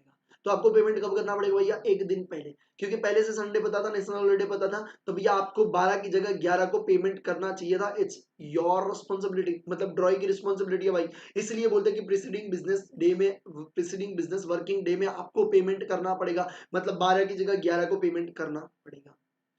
बट अब बात करते हैं सडन हॉलिडे के बारे में। सडन हॉलिडे का मतलब क्या होता है, ठीक है, सडन हॉलिडे का मतलब ये होता है कि अचानक से नरेंद्र मोदी जी रात के 8 बजे मन की बात लेके आ जाए और ऐसा बोल दे, मित्रों, भाइयों बहनों, कल यानी कि 21 मार्च 2020 के दिन, कल से आपने पूरे दिन, पूरे देश में कल रविवार के दिन के लिए लॉकडाउन की घोषणा की जाती है, और घर में से कोई बच्चा, बूढ़ा या आपके जैसा जवान ठरकी भी किसी को देखने के लिए, कोई चीज परचेज करने के लिए या किसी भी काम के लिए बाहर नहीं जाएगा। ये भैया क्या है, सडन हॉलीडे। सडनली हॉलीडे आ गया, ठीक है। अब जॉनी बोलेगा, भाई बहन सुन, अरे भैया सनी देओल है ना, भाई सुन, ठीक है मैं पेमेंट नहीं कर सकता क्योंकि कल तो सडन हॉलीडे, भाई मेरे को भी नहीं पता था, अदरवाइज मैं आज पेमेंट कर देता। बट भैया सडन हॉलीडे, तो जब नेक्स्ट बिजनेस वर्किंग डे होगा तब पेमेंट करेगा, ठीक है। तो कब प्रीसीडिंग, कब नेक्स्ट, समझ में आ रहा है। प्रैक्टिकली सोचो भाई, प्रैक्टिकली सोचो। अगर आपको पहले से पता है संडे तो पहले आपको पेमेंट करना चाहिए, इट्स योर रिस्पॉन्सिबिलिटी। बट अगर सडन हॉलीडे आ गया तो भैया मैं भी क्या करूं, जब खुलेगा बैग मैं दे दूंगा पेमेंट, मैं कहाँ मना कर रहा हूँ। तो यहाँ पे आपको प्रैक्टिकली समझना चाहिए, इसमें कुछ भी याद करने जैसी चीजें नहीं है। अगर आप प्रैक्टिकली सोचोगे तो समझ में आ जाएगा। अब किसी ऐसे को लगेगा कि भैया एक डाउट है, मेरे को पूछो पूछो पूछो पूछो भाई। सर 12 को पब्लिक हॉलीडे, ठीक है, और 12 को पब्लिक हॉलीडे, ठीक है, और 13 को सडन हॉलीडे है, तो कोई दिक्कत नहीं है। 12 को पब्लिक हॉलीडे, आपको 11 को पेमेंट करना है, आपको 13 का थोड़ी देखना है, तो इसमें कोई दिक्कत नहीं है। बट दिक्कत यहाँ पे है भैया, 12 को ना पब्लिक हॉलीडे, 12 को क्या है, पब्लिक हॉलीडे। आपको पेमेंट कब करना चाहिए, प्रीसीडिंग वर्किंग डेज, यानी कि 11th को पेमेंट करना चाहिए। अब 11th को सडन हॉलीडे हो गया, क्या करोगे, कब करोगे मेरे को बताओ। 11th को सडन हॉलीडे हो गया, सडन हॉलीडे का मतलब क्या होता है, अचानक से पता चला। आप बोलोगे भैया तो उसको 10 को करना चाहिए, उसको नहीं समझ में आना चाहिए। भैया कैसे समझ में आएगा, सडन हॉलीडे का मतलब ये होता है उसको पता नहीं है 11 को हॉलीडे होने वाला है, वो रेडी था बेचारा मन से। मैं भैया ना 12 को पब्लिक हॉलीडे है, संडे आ रहा है, मेरे को क्या करना है भैया, 11 को पेमेंट करना है। बट 11 को सुबह उठा और कर्फ्यू एकदम से, सडन हॉलीडे, तो अब वो कब पेमेंट करेगा। क्या लगता है, क्या यहाँ पे ड्रॉइंग गलत है, आपका क्या मानना है, आपका क्या कहना है, जल्दी से बताइए कमेंट करके कि हमें क्या करना चाहिए।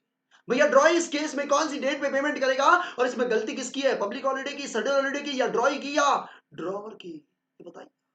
अगर मैं बात करूं बेटा, यहाँ पे जो आपका होता है, ये पेमेंट कब किया जाएगा, ये पेमेंट भी आपका किया जाएगा 13 को, यानी कि जब नेक्स्ट बिजनेस वर्किंग डे होगा तब। हाँ बोल के भैया क्यों, मतलब पब्लिक हॉलीडे आ गया फिर भी। भैया देखो पब्लिक आया पहले, तो पब्लिक का मान रख के उसने कहाँ पे गया, वो 11 पे गया बेचारा। बट 11 पे सडन आ गया, तो अब नेक्स्ट बिजनेस वर्किंग डे होगा तभी जाएगा ना। तो जो लेटेस्ट जो घटना हुई उसको देखने जाएंगे। अब प्रैक्टिकली सोचना है भाई, प्रैक्टिकली सोचना है। प्रैक्टिकली इसमें मेरे को ना, ये रूल कैसे बना है मेरे को समझ में नहीं आ रहा। रूल बनाने की भी जरूरत नहीं है। आप 12 पे खड़े हो, संडे पता है, आपने सोचा 11 को पेमेंट कर दूंगा। 11 को सुबह आप उठे एकदम से खिलखिलाते हुए, बट अचानक से पता चला कर्फ्यू आइल्ला, गए काम से। तो पेमेंट कब करोगे? 11 को कर सकते हो? नहीं कर सकते, प्रैक्टिकली पॉसिबल ही नहीं है। 12 को संडे पॉसिबल ही नहीं है। तो नेक्स्ट बिजनेस वर्किंग डे जब होगा, नेक्स्ट बिजनेस वर्किंग डे जब होगा, तब आप इसे क्या करोगे भैया? पेमेंट करोगे, सिंपल सी बात है। ओके, इसको उल्टा करते हैं। इसको क्या करते हैं? उल्टा करते हैं। अगर 12 को हो गया सडन हॉलीडे, सडन हॉलीडे हो गया, ठीक है, 12 को सुबह उठे, पेमेंट करना जाना है, और कर्फ्यू, क्या करोगे? Next business working day, very simple. But 11 को क्या है? Public holiday. 12 को सडन हॉलीडे और 11 को क्या है? Public holiday. भैया 11 के पब्लिक हॉलीडे को मेरे को क्या लेना देना? मेरे को तो 12 को पेमेंट करना है रे। ठीक है, तो आप क्या सोचोगे? आप दिमाग रखो कि 11 को पब्लिक हॉलीडे। आप ऐसा नहीं सोचो कि 12 को सडन हॉलीडे। भैया सडन आपको पता ही नहीं है। पहले आप क्या सोचते हो? 11 को पब्लिक हॉलीडे, मेरे को क्या लेना है? मेरे को तो मंडे को पेमेंट करना है, 12 तारीख है। ठीक है, आप एकदम से खिलखिलाते हुए, हंसते हुए, मजे हुए, ठीक है, संडे गुजार दिया, सुबह उठे, मंडे सोच रहे पेमेंट करने जाना है, अल्लाह कर्फ्यू है, बंद, सडन हॉलीडे। कब करोगे? नेक्स्ट डे भी करोगे, यानी कि 13 को करोगे, but next day public holiday आ रहा है। ओ माय गॉड, अब क्या करोगे भैया? 12 को सडन हॉलीडे हो गया, 11 को पब्लिक हॉलीडे, 13 को भी पब्लिक हॉलीडे, और बीच में आपका सडन हॉलीडे आ गया। 12 को आपको पेमेंट करना था, अब क्या करोगे? क्या लग रहा है भैया? रिकॉर्डेड देख रहे हो तो भी कमेंट करो, ठीक है। अदरवाइज मुझे वो निब्बा निब्बे या नए जो लोग होते हैं यूट्यूब में आते हैं 1000 सब्सक्राइबर कंप्लीट करने के लिए, वो बोलते हैं आपकी माँ की कसम अगर आपने मेरे चैनल को सब्सक्राइब नहीं किया, ठीक है, ये हो जाएगा, वो हो जाएगा, कुछ भी, ठीक है। तो कमेंट करिए, ठीक है। अगर आप कमेंट करोगे तो मैं बुरा तो नहीं, बट मैं अच्छा तो जरूर से बोल सकता हूँ। अगर आप कमेंट करोगे तो आपकी एग्जाम में रैंक आ जाएगी, ठीक है, और आप काफी पैसे कमाओगे, बहुत अच्छा सीए में बन जाओगे, ठीक है। तो जरूर से मुझे बताइए। तो बेटा यहाँ पे अगर बात करें, अगर 12th को आपका क्या है? सडन हॉलीडे, तो आप ऑब्वियसली बात है 13 को पेमेंट करोगे, बट 13 को क्या है? संडे, तब क्या करोगे? 14 को करोगे, यानी कि नेक्स्ट बिजनेस वर्किंग डे। आई होप आपको प्रैक्टिकली सोचना है भाई, इसमें कुछ बड़ी बात है ही नहीं। चलिए, तो आपकी इजाजत हो तो मैं यहाँ से आगे, ओ माय गॉड मैंने हटा दिया, हाँ आ गया, चलो। आपकी इजाजत हो तो मैं आगे बढ़ूं। ये नोट इतनी भैया मैजिकल नोट है कि इसमें लगभग सारी चीजें कवर की गई है, तो आपको जरूर से ये नोट आपके पास रखनी बहुत जरूरी है भैया, ठीक है। और अगर पॉसिबल हो तो आप जरूर करवा सकते हो, अगर पॉसिबल हो तो आप अपने हैंड राइटिंग से लिखोगे तो अच्छा रहेगा, ठीक है। तो अपने आप से लिख लेना। बहुत बढ़िया, श्रुति, अनीश, कुशल, क्या बात है। चलिए आगे बढ़ते हैं, एंड लास्ट टॉपिक बात करने वाले हैं। हाँ, अकोमोडेशन ऑफ बिल बी मैं ले लूंगा, ठीक है। तो do not worry about it, accommodation of the bill बहुत इजी होता है, ठीक है। तो अकोमोडेशन के ऊपर सीए फाउंडेशन में तो क्वेश्चन भी दिए हैं, ठीक है, बहुत अच्छे क्वेश्चन दिए हैं, ठीक है। तो क्वेश्चन तो मैं यहाँ पे नहीं ले पाऊंगा, आई एम सॉरी, बट मैं क्या करूंगा, आई एम रियली सॉरी, पता नहीं कोई याद कर रहा है, ठीक है, शायद रैंक आ गया होगा और अभी मेरे को कॉल करेगा भैया रिजल्ट आ गया, ठीक है। तो यहाँ पे क्या है भैया, मैं आपको अकोमोडेशन भी सिखा दूंगा, थोड़ा बहुत ऊपर से बता दूंगा मैं, बाकी सारी चीजें भैया आप अपने हिसाब से क्वेश्चन देख लेना। सीए फाउंडेशन वाले क्वेश्चन नंबर 5 लगभग आपकी बुक का है। मुझे एक स्टूडेंट ने भी पूछा था फिजिकल में जब मैंने पढ़ाया था आईसीआई में, तो वहां से मुझे क्वेश्चन भी आया था कि भैया ये क्वेश्चन मेरे को समझाइए, ठीक है। तो उनका मेरे क्वेश्चन आया था, बहुत अच्छा क्वेश्चन था, तगड़ा क्वेश्चन था, मेरे को मजा आया था वो क्वेश्चन देख के। तो अकोमोडेशन ऑफ बिल के क्वेश्चन भी है सीए फाउंडेशन की बुक में। चलिए, रिन्यू ऑफ बिल का मतलब क्या होता है? रिन्यू ऑफ बिल को समझाने से पहले मैं पानी पी लेता हूँ, ठीक है, तब तक आप देख लीजिए क्या लिखा हुआ है।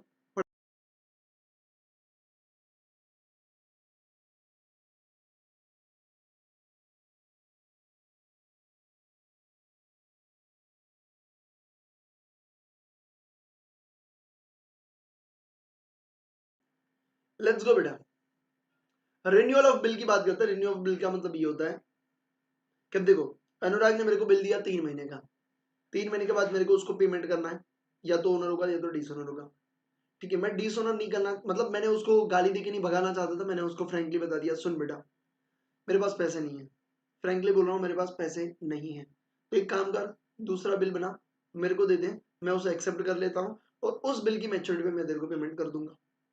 अब अनुराग बोलेगा भैया देखो, मैंने ऑलरेडी आपको 3 महीने का टाइम दिया हुआ था, आपने उसमें पेमेंट नहीं किया, अब मैं नया बिल बना रहा हूँ, तो ऑब्वियसली भैया मुझे भी कुछ तो मिलना चाहिए, मेरे को इंटरेस्ट तो मिलना चाहिए ना, मैंने बोला ठीक है बेटा, मैं आपको इंटरेस्ट दे दूंगा। तो यहाँ पे वो जो नया बिल बनाएगा उसके ऊपर मुझे उसे क्या करना है बेटा, इंटरेस्ट देना पड़ेगा। तो मैं उसे क्या करूंगा, इंटरेस्ट दूंगा। वो कुछ परसेंटेज बोलेगा, उतना मैं क्या करूंगा, उसको इंटरेस्ट दे दूंगा। अब देखो यहाँ पे प्रॉब्लम क्या आती है कि भैया इंटरेस्ट कैसे कैलकुलेट करना है। इंटरेस्ट आपको कैलकुलेट करना है new bill amount except interest, new bill amount except interest, मतलब इंटरेस्ट को कैलकुलेट किए बिना का जो आपका न्यू अमाउंट, न्यू बिल का अमाउंट है वो, इनटू इंटरेस्ट रेट। अगर वो बोल रहा है भैया 10% पर एनम के हिसाब से, और न्यू बिल का टेन्योर आप जितना रख रहे हो उतने महीने का आपको पेमेंट करना है। अनुराग ने क्या बोला, प्रतीक भैया 10% पर एनम के हिसाब से मैं आपसे इंटरेस्ट लूंगा। मैंने बोला ठीक है। वो बोलेगा भैया आपको कितना टाइम चाहिए। मैं बोला यार 2 months is more than enough, मेरे को 2 महीना चाहिए, उससे ज्यादा नहीं चाहिए। बिल की अमाउंट कितनी है, 3,000। 3,000 का पहले का बिल था, अभी का भी कितना मेरे को पेमेंट करना है, 3,000। तो 3,000 into rate of interest 10% into new bill का टेन्योर 2 डिवाइड बाय 12 कर दूंगा, क्योंकि मंथ में, अगर डेज में होता तो भैया 365 करता, और इंटरेस्ट का अमाउंट अपने को पता चल जाता कि कितना इंटरेस्ट मेरे को अनुराग को देना पड़ेगा। अब यहाँ पे एग्जाम में किस किस तरीके से तोड़ मरोड़ के आपको पूछते हैं वो मैं आपको बता देता हूँ, बहुत सिंपल। अब ये जो न्यू बिल की अमाउंट है एक्सेप्ट इंटरेस्ट आपको लेने की, मतलब इसमें आप इंटरेस्ट नहीं जोड़ रहे हो, ठीक है। अब इंटरेस्ट नहीं जोड़ रहे हो बट कुछ और चीजें इसमें जुड़ सकती है। क्या क्या चीजें जुड़ सकती है वो मैं आपको बता देता हूँ। सबसे पहले यहाँ पे लिख रहा है, आपको दिख रहा है ओल्ड बिल अमाउंट, मतलब ओल्ड बिल का अमाउंट कितना है, 3,000। दूसरा नोटिंग चार्जेस, यानी कि अगर अनुराग ने ओल्ड बिल का नोटिंग करवाया तो भैया पैसे तो प्रतीक को ही देना पड़ेगा, ठीक है। तो प्रतीक को ही देना पड़ेगा तो इंटरेस्ट भी उस अमाउंट पे देना पड़ेगा, क्योंकि न्यू बिल में वो अमाउंट आपको ऐड करनी पड़ेगी। अब देखो पहले 3,000 लेना था, 100 रुपए का नोटिंग चार्जेस भी हो गया, मतलब अब अनुराग कितना प्रतीक से भैया लेना चाहेगा, 3100 लेना चाहेगा। तो न्यू बिल कितने का बनेगा, जितना पेमेंट करना बाकी है 3100 का। तो यहाँ पे क्या होगा भैया, old amount bill plus noting charges if any, मतलब अगर कोई है तो, माइनस अगर मैंने कोई पेमेंट कर दिया है तो अमाउंट पेड अगेंस्ट, अगर मैंने पेमेंट किया है ओल्ड बिल या तो नोटिंग चार्जेस के सामने, ओल्ड बिल या तो नोटिंग चार्जेस के सामने अगर मैंने कोई पेमेंट किया है तो वो मुझे माइनस करना पड़ेगा। एक प्रैक्टिकली एग्जांपल, 3,000 का बिल ओल्ड बिल प्लस 100 रुपए का नोटिंग चार्जेस 3100, और फिर मैंने बोला कि एक काम कर, मेरे पास 600 रुपए पड़े हैं, मैं 600 रुपए तुझे अभी देता हूँ, बाकी के अमाउंट का तो बिल बना दे। तो बाकी की अमाउंट कितनी बची भैया, 2500। तो वो बिल कितने का बनेगा, 2500, ठीक है। और 2500 के ऊपर आप इंटरेस्ट कैलकुलेट करोगे, रेट ऑफ इंटरेस्ट और जो भी होगा इस हिसाब से आप इंटरेस्ट कैलकुलेट करोगे। अब इसमें ट्विस्ट क्या होता है, ट्विस्ट ये होता है कि कई बार आपको ये बताया जाएगा कि जितना आपका न्यू बिल जो रहेगा, मतलब जितना आप इंटरेस्ट कैलकुलेट करोगे वो इंटरेस्ट भी आपको बिल में ऐड करना रहेगा। मतलब आप क्या करोगे, 3,000 old bill plus 100 noting charges 3100 minus 600 जो आपने बिल और नोटिंग चार्जेस के सामने दिए 2500, और 2500 के आप ऊपर इंटरेस्ट कैलकुलेट कर रहे हो। फॉर एग्जांपल आपको 50 रुपए का इंटरेस्ट मिल रहा है, तो आप न्यू बिल कितने का बनाओगे, 2550 का। अगर आपको एग्जाम में बोला है कि इंटरेस्ट भी आप कहां पे ऐड करोगे, न्यू बिल में, अगर आपको ऐसा बोला गया है कि आप न्यू बिल बनाओगे रिमेनिंग अमाउंट, मतलब ये वाला 3 old bill plus noting charges minus आपने जितना पेमेंट किया, रिमेनिंग अमाउंट प्लस इंटरेस्ट जो आपका न्यू बिल का होने वाला है वो आपको ऐड करना है। तो आपका न्यू बिल कितना बनेगा, ये 2500 जो देना बाकी है प्लस आपने जो इंटरेस्ट कैलकुलेट किया वो भी आपको ऐड करना पड़ेगा, यानी कि आपके न्यू बिल की अमाउंट कितनी बनेगी, 2550। ये आई होप आपको समझ में आ रहा है। अब देखो यहाँ पे मैंने ब्लैक में क्यों लिखा है old bill and noting charges, amount paid against old bill and noting charges, मतलब अगर मैं कोई पेमेंट कर रहा हूँ ओल्ड बिल के लिए या तो नोटिंग चार्जेस के लिए, वही मैं माइनस करूंगा, मैं इंटरेस्ट का पेमेंट यहाँ पे माइनस नहीं करूंगा। रीजन ये है, मैं इंटरेस्ट कैलकुलेट करते टाइम की बात कर रहा हूँ, उस टाइम पे मैं माइनस नहीं करूंगा। रीजन ये है कि यहाँ पे मैं इंटरेस्ट कैलकुलेट करने के लिए मैं old amount and noting charges को ही ले रहा हूँ, यहाँ पे मैं इंटरेस्ट नहीं ले रहा, तो उसके सामने कोई पेमेंट किया होगा इंटरेस्ट के सामने तो यहाँ पे माइनस नहीं होगा। ये बात आपको समझ में आनी चाहिए। बट अगर आपको ऐसा बोलते हैं कि 2500 आपका बिल अमाउंट हो गया, ठीक है, 600 आपने माइनस किया, अगर आपको ऐसा बोलते हैं कि आपने 620 रुपए का पेमेंट किया, क्या बोल रहे हैं 620, उसमें से 600 रुपए आपका ओल्ड बिल का है, old bill and noting charges का है 600 रुपए, एंड 20 रुपए आपने इंटरेस्ट के सामने पेमेंट किया, और आपको बोलेंगे कि इंटरेस्ट आपको ऐड करना है न्यू बिल में, तो आप बताइए न्यू बिल की अमाउंट कितनी होगी। अगर आपको इस तरीके से बोलता है तो आपका ओल्ड बिल कितने का, 3,000 का, 100 रुपए नोटिंग चार्जेस 3100 माइनस 600 रुपए जो old bill and noting charges के सामने किए, मतलब 2500। 2500 के सामने आपने इंटरेस्ट कैलकुलेट किया, फॉर एग्जांपल 50 रुपए, तो टोटल कितना हुआ 50 रुपए का इंटरेस्ट, बट 50 में से 20 रुपए आपको इंटरेस्ट के सामने मिले, क्योंकि मैंने बोला था 620, उसमें से 20 इंटरेस्ट के सामने, तो 50 का इंटरेस्ट उसमें से 20 इंटरेस्ट के सामने ऑलरेडी आपको मिल चुका है। अब कितना 30 रुपए, तो आपका नया बिल जो बनेगा वो 2530 का बनेगा। आई होप आपके दिमाग में घुस रहा है। ठीक है। अब ये जो इंटरेस्ट होता है, ये इंटरेस्ट आपको इमीडिएटली पेमेंट भी आप कर देते हो, या फिर आप बोलोगे भैया मैं टेन्योर के बाद पेमेंट करूंगा, ऐसा भी हो सकता है। बिल की अमाउंट में जोड़ भी सकते हो, बिल के अमाउंट में जोड़ नहीं भी सकते हो। ठीक है, तो आ जाइए बेटा, अब उसकी जर्नल एंट्री के बारे में बात करते हैं। न्यू बिल में अब अगर कोई भी डाउट है तो आप मुझे बता सकते हो। New bill amount except interest.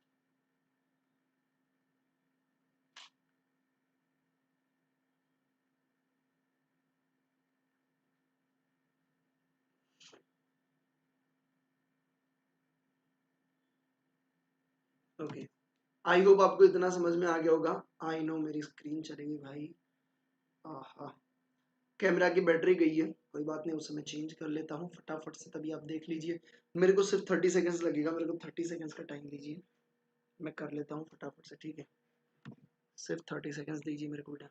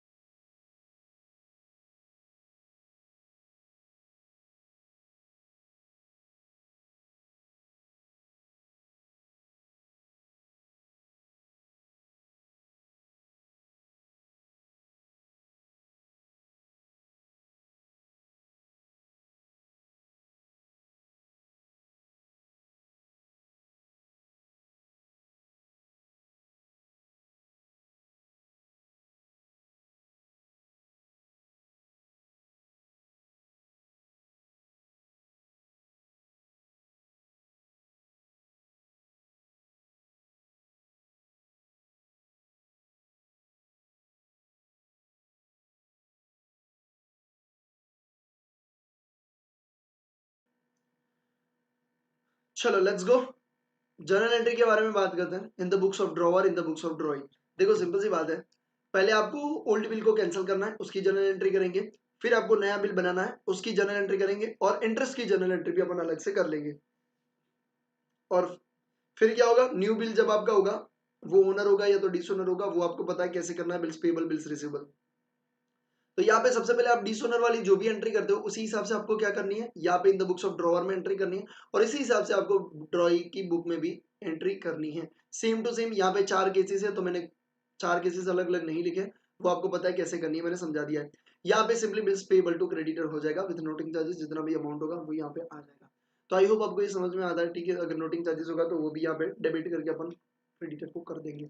तो यहाँ पे इस तरीके से आपका क्या होगा भैया, डिसोनर वाली जर्नल एंट्री हो जाएगी। इसके बाद इंटरेस्ट। देखो इंटरेस्ट अगर आपको बोला है कि इमीडिएटली आपने पे कर दिया है, तो आप दो तरीके से कर सकते हो। एक, पहले उसको ड्यू कर सकते हो, मतलब डेटर टू इंटरेस्ट, मतलब पेबल की बात करते हैं, ठीक है। इंटरेस्ट टू क्रेडिटर, मतलब उसको आपको पेमेंट करना है। फिर creditor to cash and bank, और आप सीधा भी कर सकते हो interest to cash and bank. तो ये दोनों जर्नल एंट्री को मर्ज करके आप सीधा भी कर सकते हो, कोई भी दिक्कत नहीं है, ठीक है। अगर आपने अलग अलग पहले पेमेंट कब ड्यू हुआ और फिर आपने पे कब किया, अगर अलग अलग डेट है तो आपको ऐसे ही करना पड़ेगा, बट सेम डेट है तो आप interest to cash and bank या ऐसे अलग अलग भी दिखा सकते हो, ठीक है। तो बेटर ये रहेगा मेरे ख्याल से, तो आप ऐसे जरूर से जा सकते हो। फिर आपको न्यू बिल बनाना है, तो न्यू बिल को बनाने के लिए फिर कैसे करोगे, न्यू बिल जैसे एक्सेप्ट होता है वैसे ही करेंगे, बिल्स रिसीवेबल टू डेटर हो जाएगा भैया in the books of drawer, ठीक है। और यहाँ पे ड्रॉइंग की बुक में क्या होगा, creditor to bills payable. Simple सी जर्नल एंट्री है, पहले डिसोनर वाली, फिर आपकी हो जाएगी भैया इंटरेस्ट वाली, इंटरेस्ट ड्रॉवर के लिए इनकम है, तो क्या करेगा, डेटर टू इंटरेस्ट इनकम, और जब मिल जाएगा cash and bank to debtor हो जाएगा। और बिल्स रिसीवेबल जब मिलता है, बिल्स रिसीवेबल टू डेटर, यहाँ पे बात हो जाएगी खत्म। तो ये नॉर्मल सी जनरल एंट्री है, जो नॉर्मल अपन बिल नया बनाते हैं उसी की है, और कुछ भी नहीं है। ठीक है। अगर interest settlement on a same day, अगर सेम डे कर रहे हो तो सीधा ऐसा भी cash on bank to interest और interest to cash on bank, ऐसे भी आप कर सकते हो। ये भी आपके पास ऑप्शंस अवेलेबल हैं। अब बात करते हैं accommodation of the bill. Accommodation of the bill मैंने यहाँ पे लिखा नहीं है, मैं ऐड कर दूंगा, ठीक है, ये बाकी है तो मैं ऐड कर दूंगा।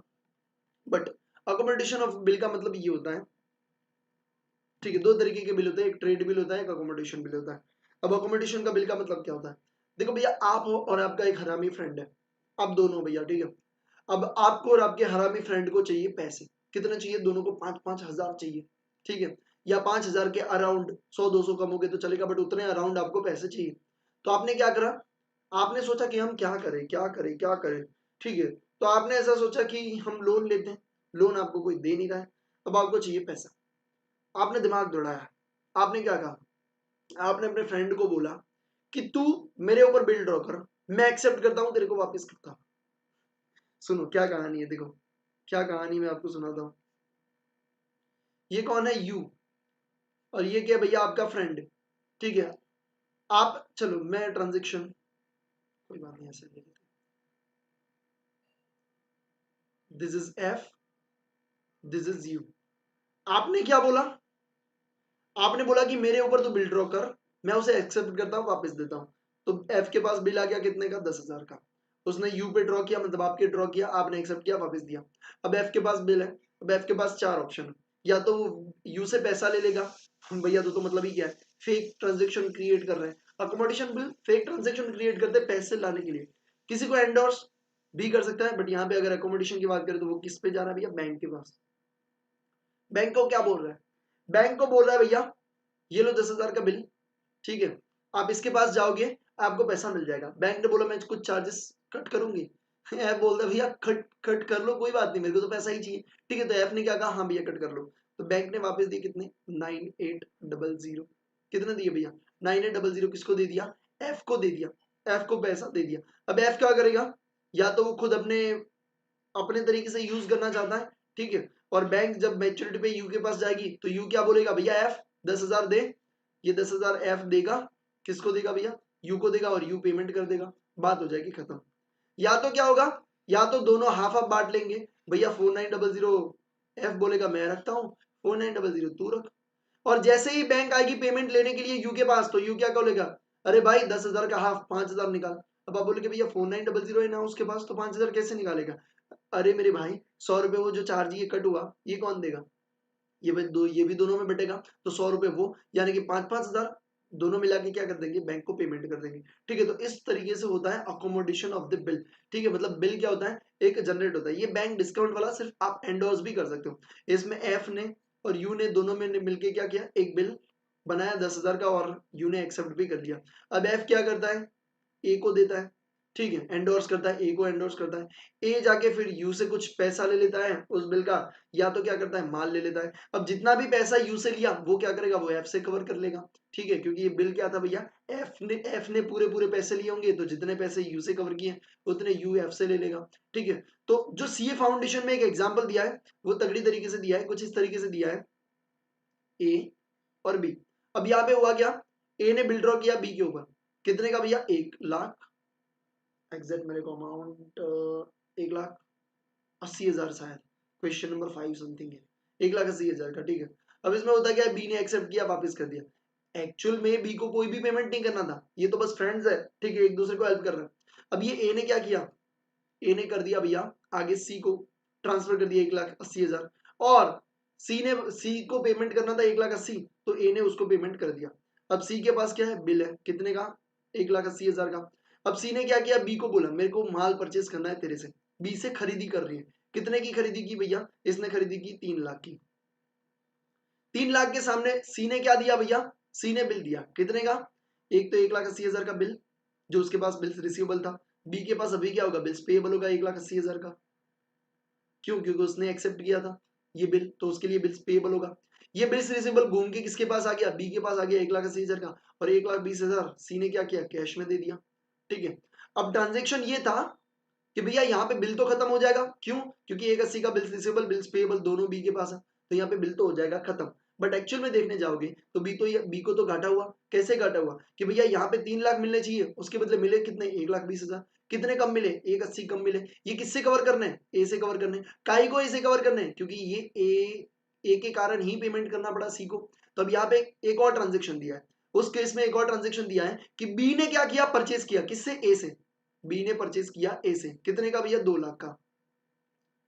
फिर आपको बोले भैया कि आप बी मतलब कितना पेमेंट करेगा, ऐसा पूछा गया। तो भैया 1,80,000 ये वाला है जो बी ने पेमेंट किया on behalf of A, goods में पेमेंट किया बट पेमेंट तो हुआ 1,80,000, तो 1,00,000 माइनस करेंगे 80,000, और ऊपर का 20,000 ही क्या होगा भैया, बी ए को पेमेंट करेगा। तो इससे बोलते हैं अकोमोडेशन। ये थोड़ा सा ट्रांजेक्शन अटपटा है। Question number 5 I think CA foundation की बुक में है, पीडीएफ आपको ऑनलाइन सर्च करोगे तो मिल जाएगी। ये इस तरीके का कुछ क्वेश्चन था, बहुत तगड़ा क्वेश्चन था, मेरे को बहुत अच्छा लगा था। तो ये था अकोमोडेशन ऑफ द बिल। और बिल्स ऑफ एक्सचेंज पूरा का पूरा बहुत तगड़ी तरीके से, बहुत अच्छी तरीके से मैंने कवर कर लिया है। जैसे मैं आपको हर बार बोलता हूँ, डिस्क्रिप्शन जरूर से चेक करिए, नोट्स आपको चाहिए जरूर से आप सब चीजें चेक करते रहिए। बाकी कोई हेल्प चाहिए, नंबर आपके पास है यहाँ पे, मेरे को पर्सनल मैसेज करिए। बट एक चीज हमेशा ध्यान में रखिए, डायरेक्टली कॉल प्लीज मत करिए, क्योंकि मैं ऐसे लेक्चर लेता हूँ, आपका बीच में कॉल आ जाएगा, मैं उठा नहीं पाऊंगा, आपको लगेगा सर आंसर नहीं कर रहे, बट मैं मजबूर होता हूँ, मैं लेक्चर ले रहा होता हूँ या कोई काम में होता हूँ, तो फिर वो नहीं हो पाता। ठीक है, तो आप मेरे कॉल पे बात करनी है, मेरे को मैसेज कर दीजिए, मैं आपको टाइम दे दूंगा, हम साथ में मिलकर बात भी कर लेंगे। ठीक है, thank you so much for watching this session, I hope you really enjoy. और इसे बार बार देखिए, बार बार देखिए, बार बार देखिए, जब को आपको दिमाग में घुस नहीं जाता। ठीक है, कुछ भी हो जाए भैया, इस एग्जाम में अपने को बहुत अच्छी तरीके से क्लियर करना। अपने पेरेंट्स के जो ड्रीम है, हमारा जो ड्रीम है, हमने जो इतना टाइम बिताया इस कोर्स में, इस कोर्स को क्रैक करने के लिए बिताया है, अभी थोड़ा सा एक्टिव होना पड़ेगा, क्योंकि अभी अपने पास टाइम नहीं है। और अगर एक बार एक सफलता मिल गई, तो वो मोटिवेशन आपको दूसरी सफलता जरूर से इजीली दिला सकती है। तो इस मोटिवेशन को लेने के लिए सफलता को अचीव करना बहुत जरूरी है बेटा, और इसके लिए मेहनत करनी पड़ेगी। अगर मेहनत किए बिना सब मिल जाता तो सबको सब कुछ मिल जाता। मेहनत करनी पड़ेगी, और वो आप कर सकते हो, मुझे पूरा भरोसा है। तो अपने ड्रीम्स को अचीव करने के लिए, अपने पेरेंट्स को ड्रीम को अचीव करने के लिए, उनको एक अच्छी लाइफ दिलाने के लिए, हम तो भैया आगे जिएंगे, बहुत कुछ अपने को अचीव होगा, बट हमारे पेरेंट्स जब उनको वो चीज चाहिए, वो लाइफ चाहिए अच्छी वाली, अगर उनकी एज में अगर अपन नहीं दे पाए तो भैया जिंदगी में क्या। अगर वो चले जाए, उसके बाद अगर हम ऐसा रिग्रेट करें कि काश मैं पहले सक्सेसफुल हो चुका होता, अपने पेरेंट्स को यहाँ पे घुमाया होता, प्लेन में बिठाया होता, विदेश लेके गया होता, फिर वो रिग्रेट ही फील करोगे। बेटर चीज है, आज टाइम है, जितना हो सके उतना जल्दी से इस एग्जाम को निकल जाओ, और जल्दी अपने गोल को अचीव करो। अगर आप 6 महीने भी लेट कर रहे हो अपने गोल को अचीव करने के लिए, या 1 साल भी लेट कर रहे हो, सिर्फ 6 महीने की बात करो, 1 महीने की सैलरी अगर आपकी 1 लाख की गिन लो, 1 लाख भैया कुछ भी नहीं होता, उतना तो कमाना ही पड़ेगा अगर लाइफ में आगे बढ़ना है। 6 महीने की सैलरी 6 लाख, 6 लाख रुपए का आपका लॉस होगा अगर आप एक बार भी भैया लेट जाते हो अपनी एग्जाम से। तो प्लीज थोड़ा सा और मैच्योर हो जाइए। सारी चीजें लाइफ में जरूरी है, गर्लफ्रेंड होनी भी जरूरी है, बॉयफ्रेंड होना भी जरूरी है, खेलकूद भी जरूरी है, मजे करने भी जरूरी है, बट सब अपने अपने टाइम पे होना चाहिए। आज आपके लिए सबसे प्रायोरिटी पे क्या है वो डिसाइड करिए। पढ़ाई है तो पढ़ाई है, दूसरे स्थान पे क्या है उसको भी टाइम दीजिए। ऐसा नहीं बोला कि टाइम ही नहीं देना है, टाइम दीजिए, बट एक स्पेसिफिक टाइम होना चाहिए। इतना ही टाइम दे पाऊंगा भैया, क्योंकि अभी मेरे पास रिस्पॉन्सिबिलिटी है और मेरे को इस एग्जाम को क्रैक करना है। कुछ भी हो जाए, कोई भी सपोर्ट चाहिए, मेरा नंबर है आपके पास। ऐसा नहीं कि आपने पे करके मेरा लेक्चर लिया है तभी मैं आपको हेल्प कर रहा हूँ, मेरे को ऐसा बिल्कुल भी नहीं है। ठीक है, क्योंकि जब मेरे को हेल्प चाहिए थी तब कोई नहीं था, तो आपको हेल्प चाहिए तो मैं हूं, अगर मैं पहुंच पा रहा हूं तो I try my best. Thank you so much.